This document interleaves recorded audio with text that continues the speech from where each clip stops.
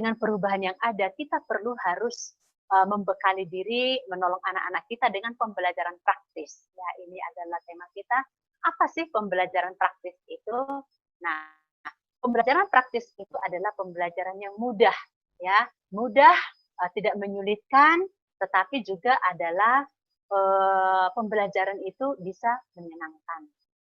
Ya, pembelajaran ini bisa mudah kita kerjakan.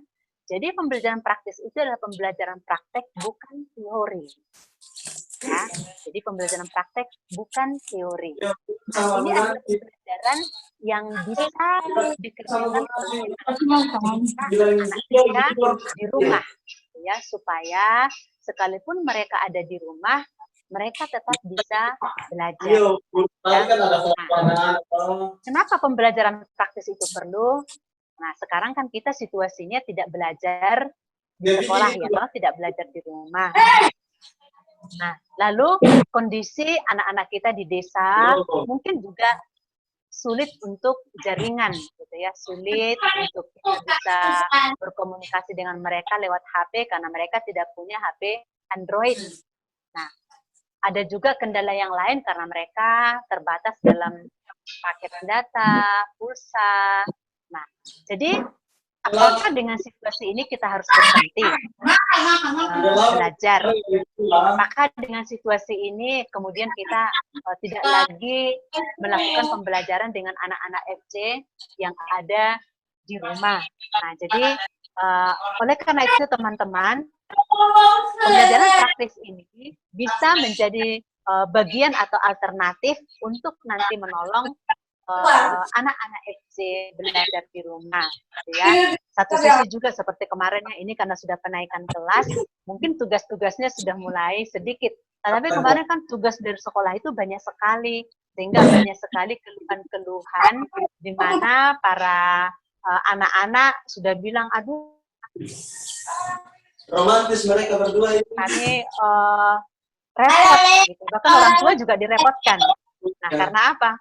Peran orang tua yang dulunya hanya sekedar kasih makan, mandi, ada peran supaya kayak diapung.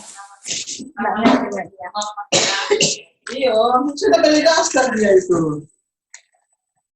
Pada lama-lama sangat merepotkan sekali bagi orang tua.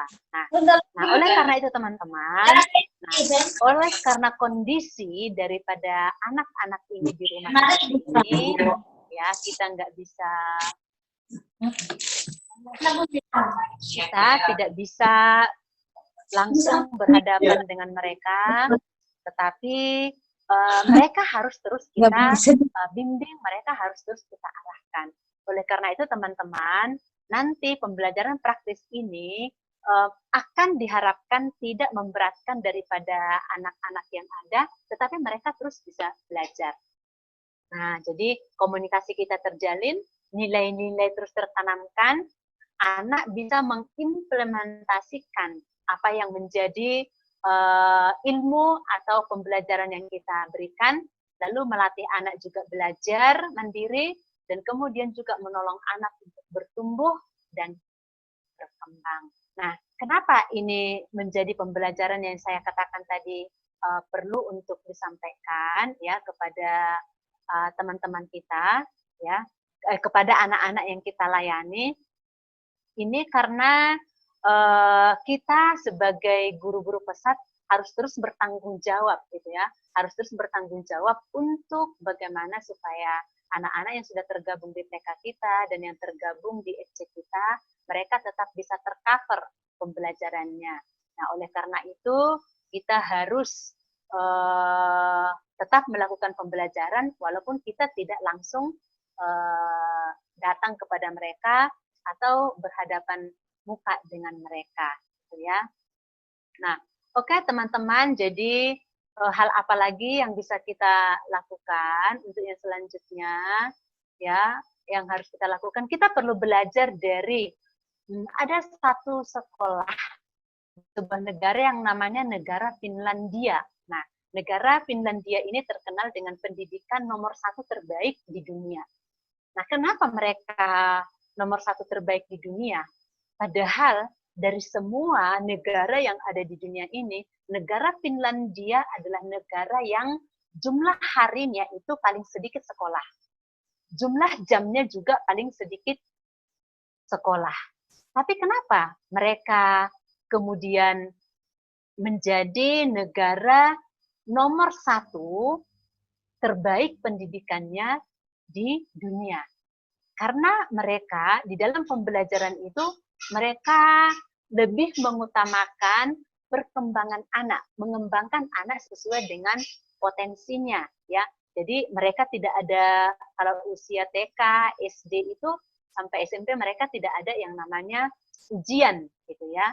Mereka lebih menolong anak itu mengembangkan potensi-potensi kekuatan-kekuatan yang dimiliki oleh anak-anak tersebut, ya. Jadi mereka lebih menekankan mengembangkan apa yang dimiliki anak, tidak seperti cara kita belajar. Ini nih materi pelajaran, kalian pelajari gitu.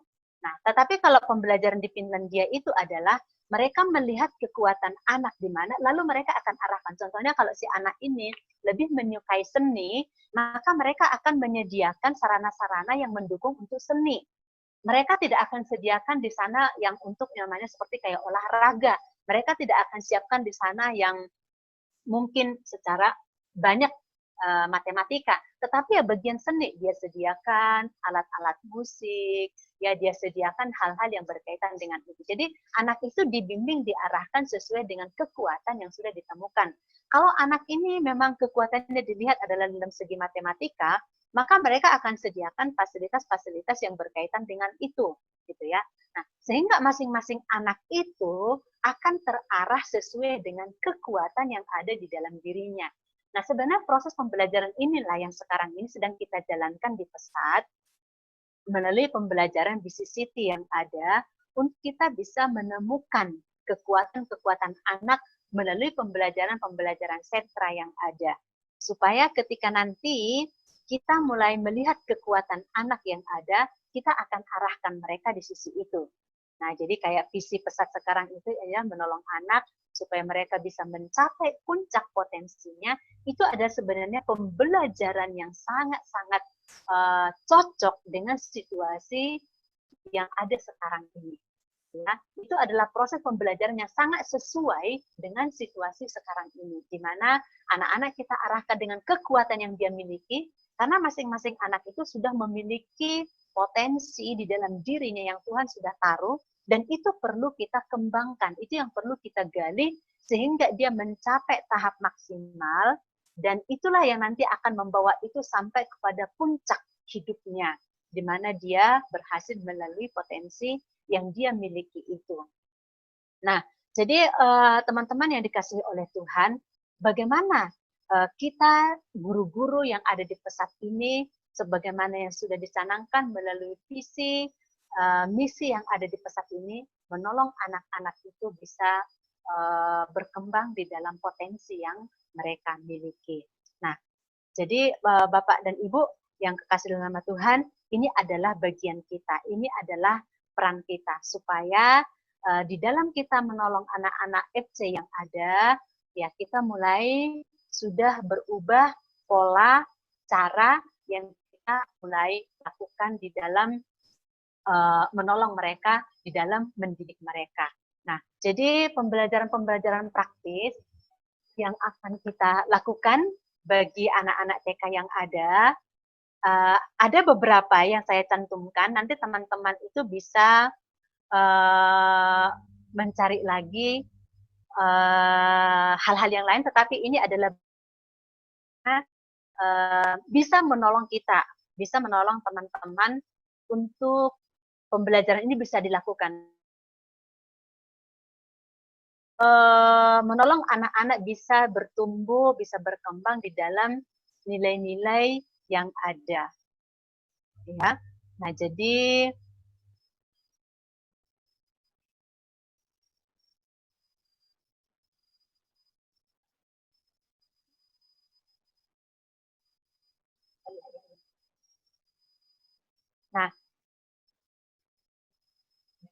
Nah, jadi ada beberapa pembelajaran praktis yang hal ini mudah untuk dilakukan oleh anak. Jadi kita jangan terpatok bahwa pembelajaran itu hanyalah sekedar matematika, hanyalah sekedar belajar bahasa Inggris. Nah, itu baik, tetapi tidak hanya seputar hal itu ya, tidak hanya seputar hal itu yang menjadi pembelajaran. Nah, ketika mereka ada di rumah, pembelajaran praktis apa sih yang bisa kita berikan kepada anak-anak yang ada di rumah? Nah, ini dia. Yang pertama, bisa kita kasih kegiatannya adalah menolong keluarga, misalnya. Menolong keluarga, entah apa saja, terserah anak-anak, yang penting sifatnya adalah menolong. Mungkin bisa kita buat ini selama 1 minggu, jadi anak-anak bisa kita minta atau orang tuanya menulis, kalau untuk anak SD, SMP, SLTA bisa ya, mereka menulis sendiri. Tapi kalau untuk TK mungkin belum, tapi nanti bisa kita minta kerjasama dengan orang tua yang ada. Nah, kalau menolong keluarga apa aja? Kalau untuk anak SD, yang SD ya ditulis sih, oh hari ini aku menolong keluarganya menyapu rumah, ya. Oh, saya hari Selasa saya adalah membuang sampah misalnya. Nah, itu mereka tulis selama 1 minggu, nanti dilaporkan ke guru. Jadi sifatnya adalah dia menolong. Nah, ini kadang-kala orang merasa ini bukan pembelajaran. Sebenarnya ini adalah pembelajaran praktis yang justru menanamkan nilai sangat kuat kepada anak. Lalu minggu berikutnya, ya mungkin kita buat seminggu-seminggu. Oh, bagaimana mereka berkata maaf ketika salah. Nah, jadi mereka tulis, oh iya kemarin saya salah sama adik. Nah, biasa kalau di rumah sama orang lain mungkin mudah berkata maaf. Tapi bagaimana di rumah dengan kakaknya, dengan adiknya, masih bisa enggak? Nah, jadi 1 minggu itu, oh iya kemarin saya minta maaf sama adikku. Karena ketika saya jalan, saya menyenggol dia tanpa sengaja, jadi saya minta maaf. Nah, jadi selama seminggu itu dia tulis, oh aku minta maaf sama nenek, karena waktu aku disuruh aku bilang nggak mau, aku sadar itu tidak baik, lalu aku minta maaf. Dia tulis, oh seminggu ini saya sudah sekian kali minta maaf, ya. Jadi 1 minggu gitu. Lalu kemudian minggu berikutnya bisa kita katakan lagi tugasnya adalah memaafkan yang bersalah, ya. Oh mungkin ada mama mungkin melakukan sesuatu kesalahan sama dia ya, lalu dia memaafkan, oh saya memaafkan tanggal sekian atau hari sekian saya memaafkan mama, atau saya memaafkan temannya mungkin tetangganya. Nah jadi seminggu ya. Nah lalu yang berikutnya lagi ya, apalagi kemudian yang bisa dilakukan untuk mereka bisa belajar praktis di rumah ya. Masih ada bagian-bagian yang lain lagi yang perlu kita tolongin mereka untuk bisa tugas.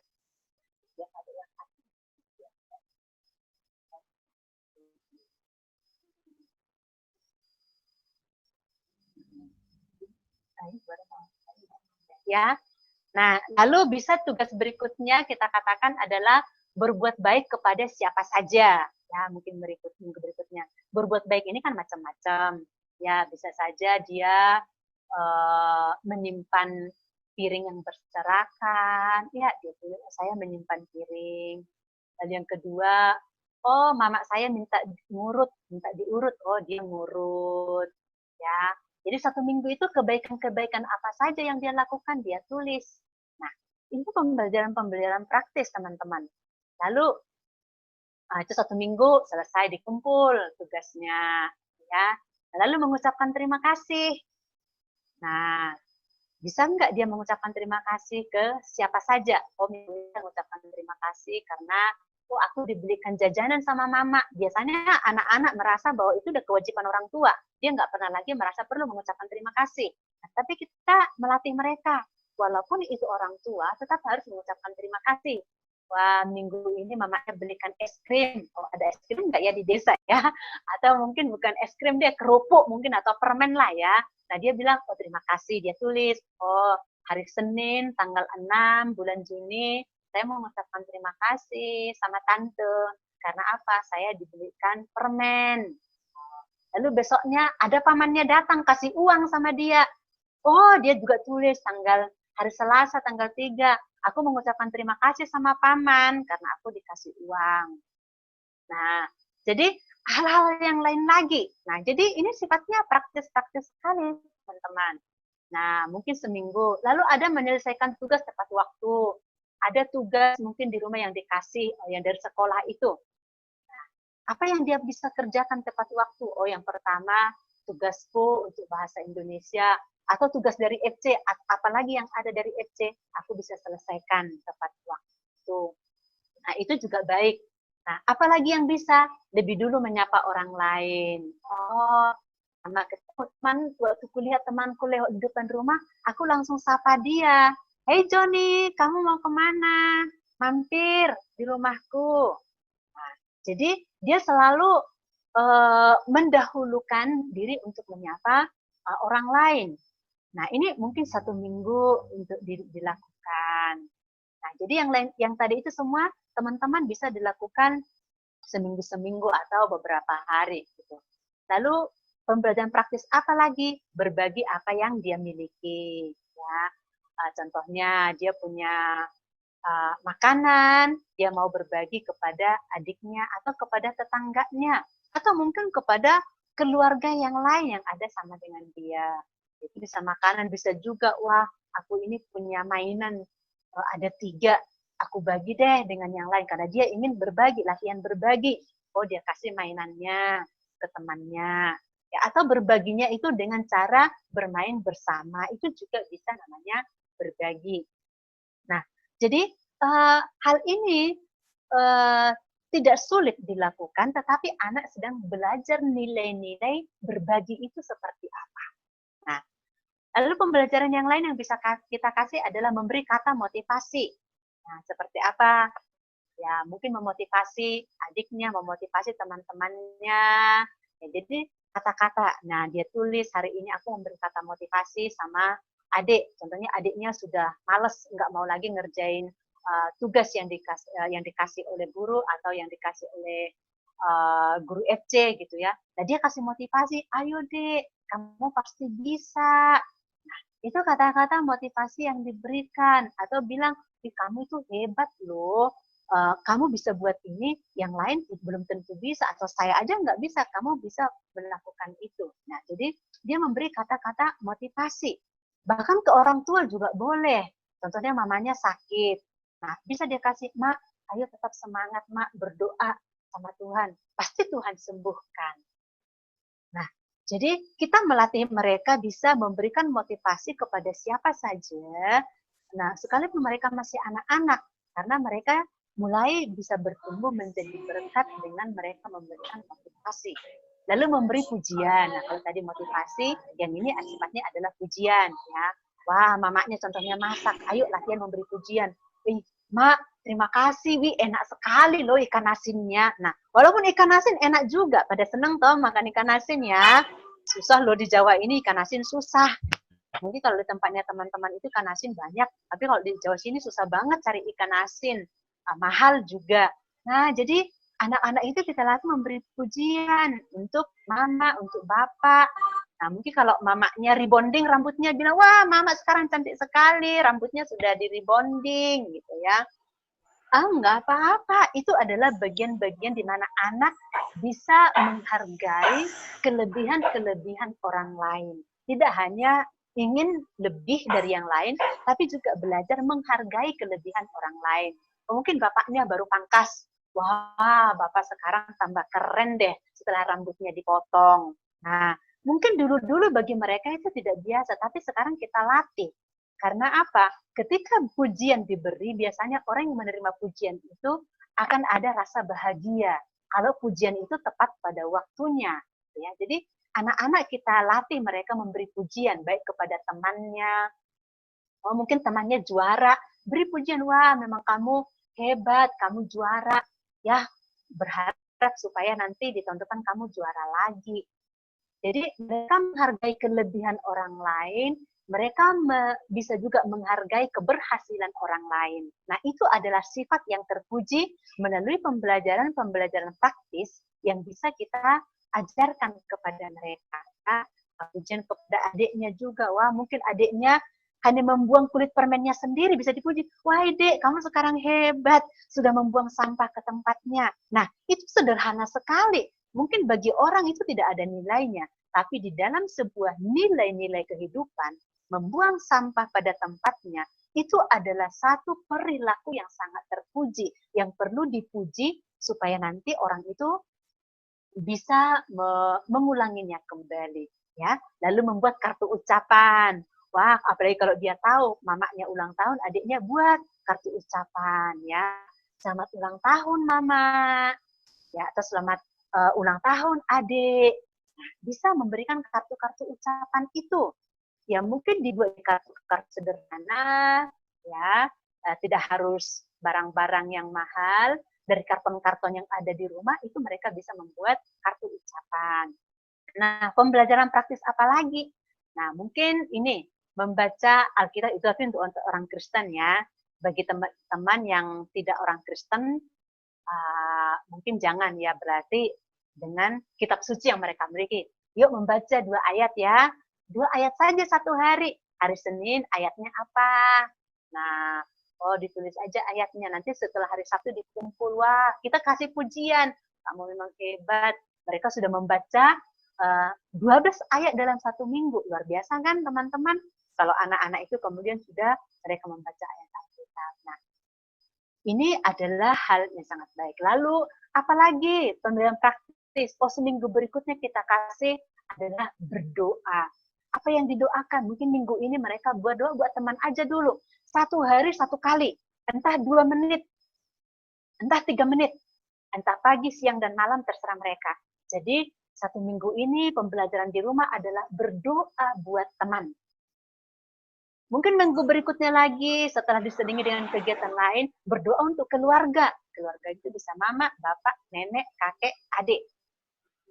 Bisa juga nanti pembelajaran lagi berdoa untuk guru, untuk sekolah, untuk bangsa dan negara. Nah, ini mereka belajar bagaimana berbuat sesuatu untuk orang lain, tidak hanya berdoa buat diri sendiri. Bahwa berdoa buat orang lain itu juga penting. Nah, 1 minggu dikumpul. Wah, siapa temanmu yang kami doakan? Oh, hari Senin aku berdoa buat si Henry. Hari Selasa saya berdoa buat si Wati. Hari Rabu saya doakan si Jimmy. Hari Kamis saya berdoa buat si Budi. Hari Sabtu saya sudah berdoa buat si Joko. Ya, hari Sabtu saya berdoa buat si Suci. Jadi mereka sudah mendoakan. Satu sisi mereka punya hubungan dengan Tuhan, juga berdampak buat temannya yang lain. Nah, pembelajaran apa lagi yang bisa? Bangun jam 6, mungkin untuk SD ya, bisa. Yuk, komitmen hari ini harus bangun jam 6. Oh, wah, Senin saya jam 6:05, nggak apa-apa, tapi jujur ditulisnya jam 6:05. Wah, saya bisa 1 minggu ini, bisa jam 6, Bu Guru. Wah, kasih apresiasi. Hebat, luar biasa. Kalau 6 hari sudah bisa, berarti di minggu-minggu lainnya nanti pasti kamu akan bisa. Ya. Jadi dalam seminggu itu mencoba bangun di setiap jam 6. Nah, lalu pembelajaran praktis apa? Berdoa sebelum tidur, berdoa setelah bangun. Nah, mungkin ini sudah biasa untuk anak TK kita. Tetapi siapa tahu masih ada, ini juga boleh menjadi program pembelajaran praktis yang kita lakukan. Lalu membantu ayah atau ibu. Di dalam minggu ini bukan berarti ketika dia tugas membantu ayah tidak boleh membantu ibu, tetap boleh. Tetapi hari itu yang mereka tuliskan adalah membantu ayah. Nah, hari ini saya membantu ayah apa? Oh, saya semir sepatunya. Sepatu ayah. Atau hari ini kamu membantu ayah apa? Oh, tadi itu ayah minta saya supaya diambilkan air minum. Wah, saya kasih air minum. Nah, itu juga membantu sifatnya. Nah, selama seminggu ini yang dia tuliskan adalah bantuan apa yang diberikan kepada ayahnya. Mungkin minggu berikutnya adalah bantuan kepada ibu. Nah, pembelajaran praktis apa lagi? Membersihkan pekarangan rumah. Wah, seminggu ini pasti dia harus membersihkan pekarangan rumah. Oh, Senin saya membersihkan bagian belakang aja, Bu Guru, karena luas sekali halamannya, aku belum oh, tidak apa-apa. Tapi kamu sudah membersihkan, ya. Senin dia di belakang rumah, Selasa dia di samping rumah sebelah kanan, Rabu dia di samping rumah sebelah kiri mungkin ya, hari Kamis dia di depan rumah, tidak masalah.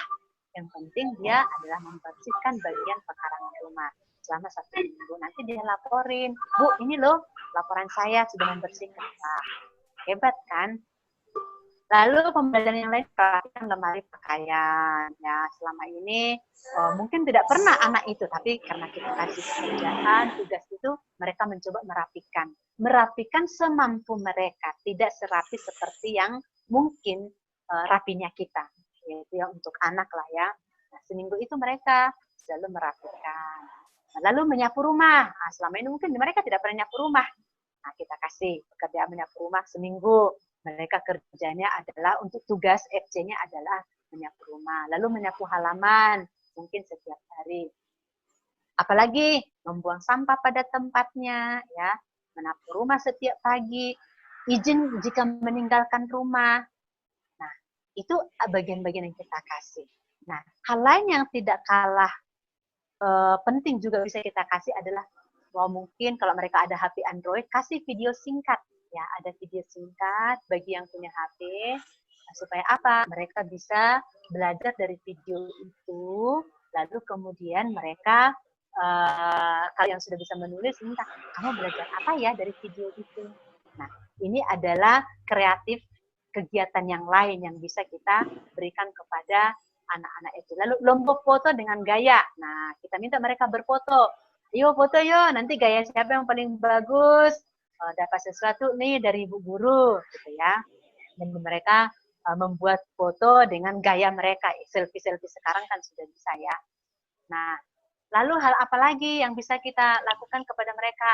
Nah, kalau ada di antara mereka yang ada temannya tidak punya Android, tetapi kita kirim tugas melalui SMS atau melalui WA, nah kita bisa kasih mereka yang kita tahu dekat dengan temannya yang tidak punya, yuk hari ini adalah bagian memberitahu teman kalau ada tugas dari FC.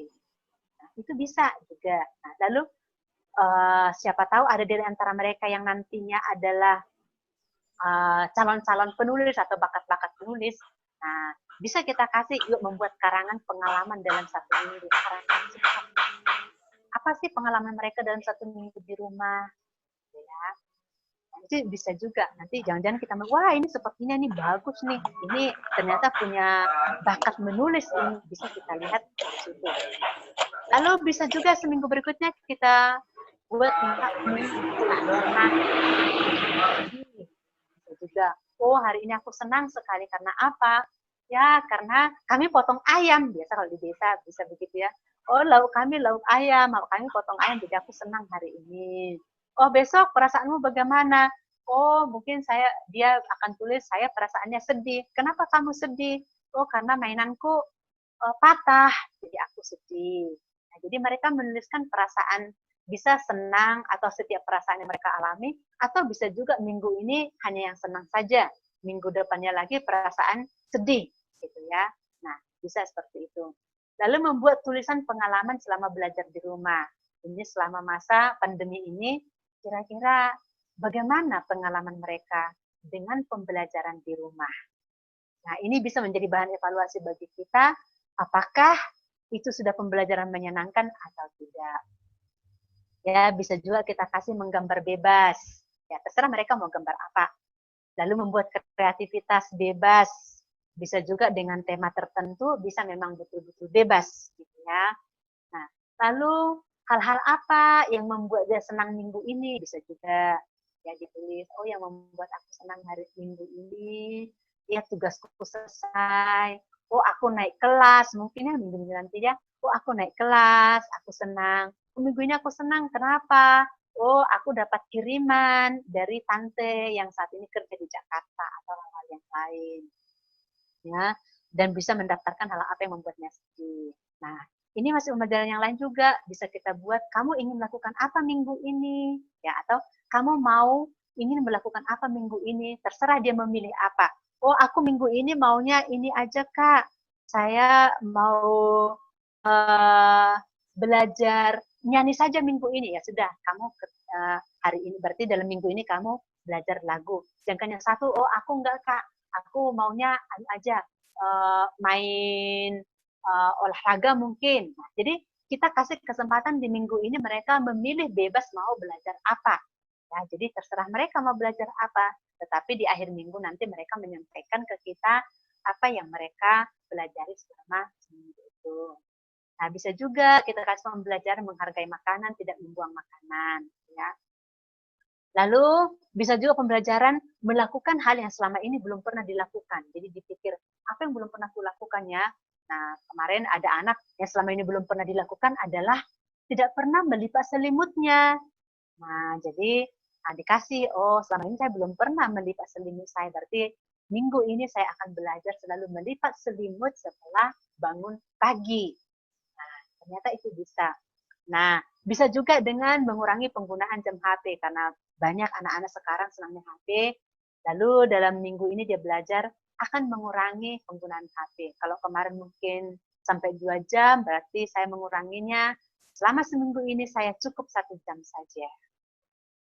Nah, bisa juga seperti ini teman-teman, kita jadikan hari-hari di dalam minggu itu menjadi hari-hari sendiri. Senin membaca, Selasa bersih-bersih, Rabu adalah Rabu olahraga, Kamis adalah Kamis bermain, Jumat adalah Jumat kunjungan, yang kunjung bisa ke tetangganya temannya, Sabtu adalah hari keluarga, Minggu ibadah.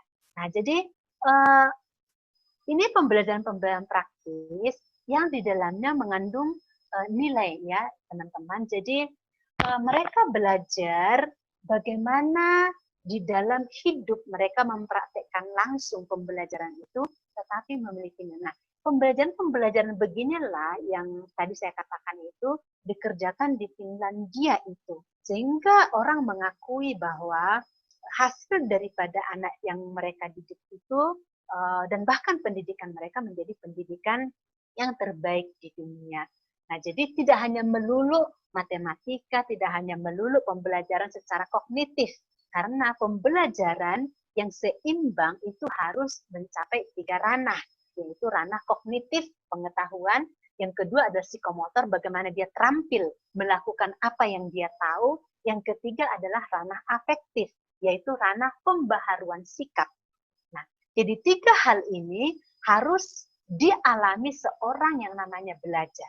Kalau pembelajaran hanya pembelajaran yang mencapai tahap kognitif, ini adalah pencapaian pembelajaran yang paling terendah. Karena dia hanya pintar. Mungkin secara akademis nilainya tinggi, tetapi kalau hanya pintar, tidak mengalami perubahan secara sikap, itu adalah pembelajaran yang rendah hasilnya. Lalu kalau hanya sampai pada tahap terampil melakukan, ya, dia bisa saja melakukan. Contohnya dia belajar, kalau anak TK yang menyikat gigi, dia sih sudah mampu menyikat gigi, tahu dia caranya menyikat gigi. Dia sudah pemahaman cara menyikat gigi, dia tahu, dia sudah bisa melakukan menyikat gigi. Tetapi perubahan sikapnya adalah, adakah dia sudah melakukan sikat gigi itu setiap hari? Kalau belum, berarti masih hanya sampai pada tahap psikomotor. Dia tahu secara pengetahuan, dia bisa melakukan menyikat gigi, tapi belum mengalami perubahan karena dia tidak rutin melakukan sikat gigi sebagaimana mestinya 2 kali sehari. Dia hanya mau sikat gigi kapan aja dia mau.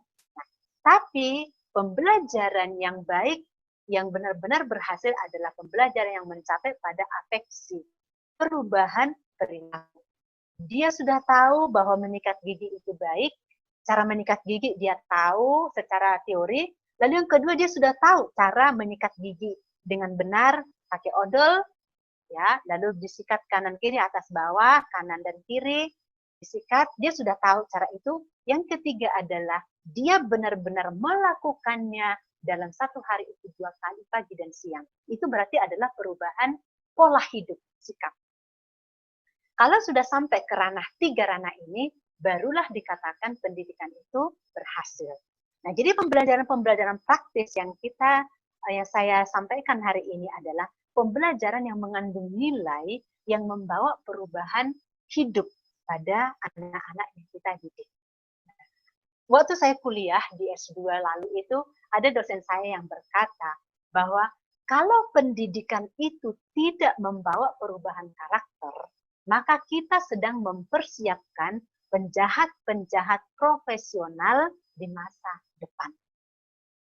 Jadi kalau pembelajaran itu tidak membawa pada perubahan hidup, perubahan sikap, kita hanya sedang mempersiapkan pribadi-pribadi atau penjahat-penjahat profesional di masa yang akan datang. Nah, oleh karena itu teman-teman yang dikasihi Tuhan, kita harus menolong anak-anak kita ini berubah. Jadi saya berharap supaya pembelajaran praktis ini bisa menjadi bagian yang dapat dikerjakan oleh teman-teman bagi anak-anak kita, bagi anak-anak FC yang ada, supaya mereka bisa belajar praktis di rumah. Ya, ini adalah beberapa hal yang saya sampaikan pada teman-teman. Jika dari teman-teman ada yang mau berbagi atau mau bertanya berkaitan dengan hal ini, mari silakan teman-teman. Atau yang berkaitan dengan hal-hal yang pembelajaran di TK atau FC, mari silakan ya, untuk disampaikan. Nah, yang lalu ketika kita belajar di kelompok yang pertama itu, mereka ada bertanya, ini kan mau penaikan nih, mau penamatan TK. Ada yang bertanya ke saya seperti ini, Bu, bagaimana jika ada orang tua yang meminta anaknya tamat padahal usianya belum, masih 5 tahun. Ya, lalu orang tuanya minta harus ditamatkan. Nah, saya nggak tahu apakah ini juga terjadi di tempatnya teman-teman, gitu ya. Nah, tetapi siapa tahu teman-teman ada punya pengalaman itu, saya jawab dan saya informasikan, kalau ada orang tua yang meminta anaknya tamat di usia 5 tahun, itu tidak diperbolehkan. Ya, karena TK itu harus tamat itu di usia 6 sampai 7 tahun. Nah, jika orang tua memaksa bagaimana? Mereka kita kasih aja anaknya, tapi dengan catatan bukan tamat, bukan lulus. Mereka ambil anaknya dan kita tidak boleh memberikan sertifikat atau ijazah TK kepada orang tua tersebut. Karena anaknya tidak menyelesaikan pembelajaran di TK. Nah, jadi kemarin dijawab oleh teman itu, tapi gimana Bu? Dipaksa, gitu ya. Kan dipaksa Bu sama orang tua. Nah, kita sekolah yang punya aturan, bukan orang tua yang memberi aturan. Nah, makanya sekolah buat aturan, semua murid, semua orang tua harus mengikuti aturan yang ada di sekolah. Bukan sekolah yang mengikuti aturan orang tua. Kalau kita memberikan kesempatan kepada satu orang, maka tahun depan akan muncul hal yang sama. Mereka juga akan melakukan hal yang sama, karena ini akan muncul terus-menerus. Nah, kalau kita sudah mulai konsisten dari awal, itu tidak boleh, maka itu akan terus. Biasanya orang tua akan cerita, wah kalau di TK itu nggak boleh. Mereka itu pasti nggak akan kasih. Ini bukan masalah boleh tidak boleh, tetapi itu adalah aturan kebijakan yang sudah dicanangkan oleh pemerintah. Bahwa TK itu punya ketentuan. Walaupun dia sudah di TKB, kalau usianya belum, ya tidak boleh juga ditamatkan. Gitu ya. Nah, jadi kita sebagai pendidik harus memberikan ketegasan kepada para orang tua yang ada dan konsisten dengan hal